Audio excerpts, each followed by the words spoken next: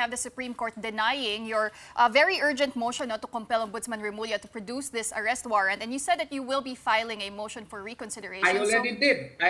Today, I Attorney? filed 2 days ago, as a matter of fact. I filed a motion for reconsideration because I think we know that any decision should state the law and the facts upon which it is based. And we politely stated in our motion for reconsideration that perhaps this should likewise be followed, even if the subject matter is the Ombudsman himself, because actually my purpose there is to prove that there is already clear and urgent necessity, because the other lawyer whom you interviewed before me was correct. It may be a hypothetical since there is no warrant of arrest. But here we are, an ombudsman, a high government official, confirmed 4 times on national TV that he has a copy of the warrant of arrest. So he should be made to produce that, and he should be made to explain how he was able to acquire it, who provided it to him, and under whose authority was that person able to acquire that warrant of arrest, knowing that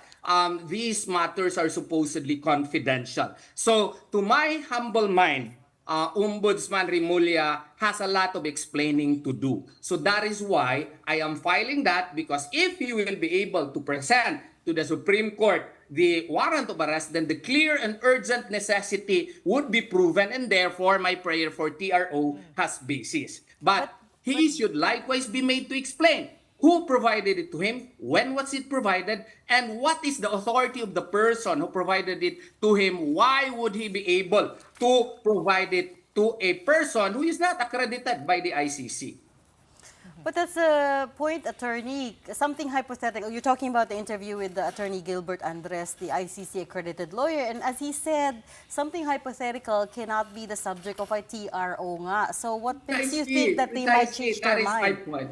Precisely, that is my point, ma'am. Since indeed it is true, it is hypothetical, he has a point. That is why I filed another motion requiring Ombudsman Remulla to produce the warrant of arrest, because he declared 4 times on national TV Right. that he has a copy of the warrant. So if that is presented, then my motion would no longer hypothetical. Dalawa kasi yun eh. Nag-pray ako ng TRO, pinacomment yung kabila. Ang prayer ko doon, hindi lang dahil sa may warrant of arrest na.